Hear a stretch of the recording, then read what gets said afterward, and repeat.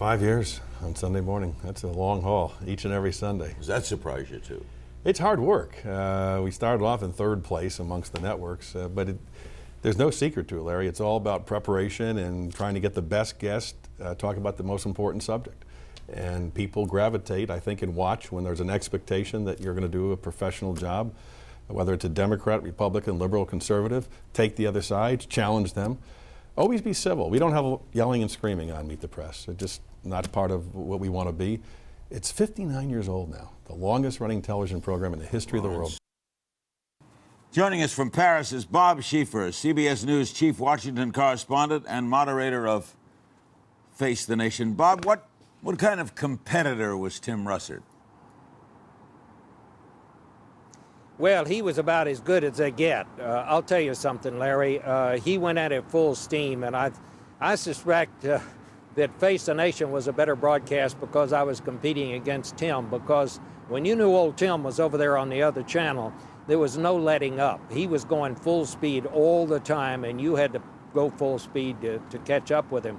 But the interesting thing, I mean, he had such a great respect for the news and such a great respect for competitors that when on those rare occasions when I did slip one by him, when I'd get that guest he was trying to get, he'd just tip his hat and go on to the next broadcast because he knew there'd be another story down the line. And he respected others when they got scoops, and I always liked him for that, and it was one reason we became very, very close friends. Now, in that area, what was he like as a friend?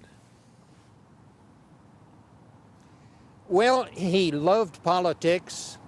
He loved to talk about the news. Our seats were next to one another at the Nationals ballpark. He was a great baseball fan. I know. And we watched a lot of ball games together over the years after Washington finally got a baseball team.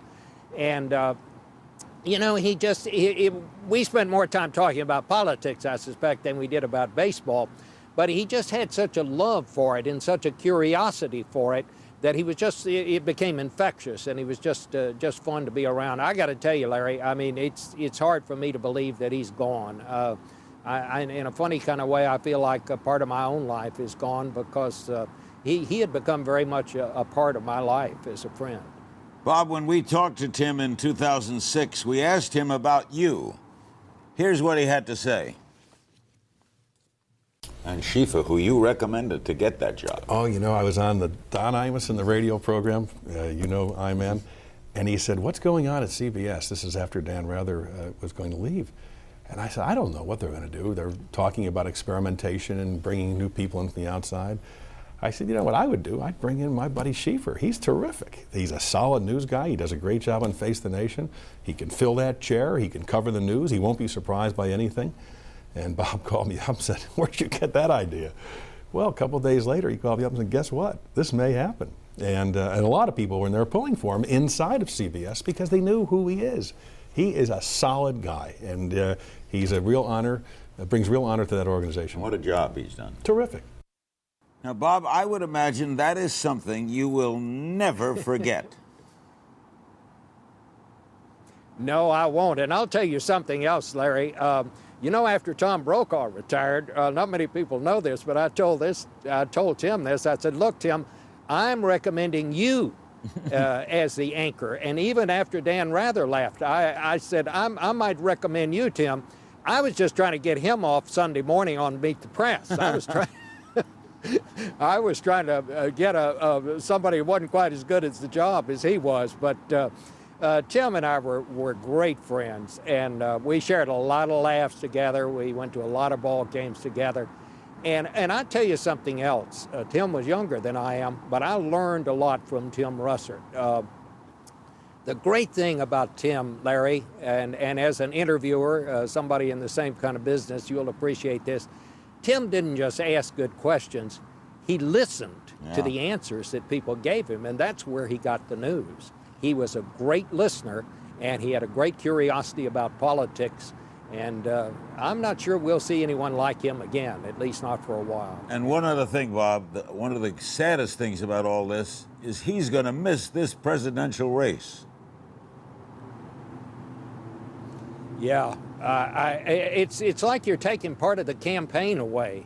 in a funny kind of way. I mean, Tim, because he was such a good interviewer and had become such an influence, frankly, on politics, and he was an influence in the right way.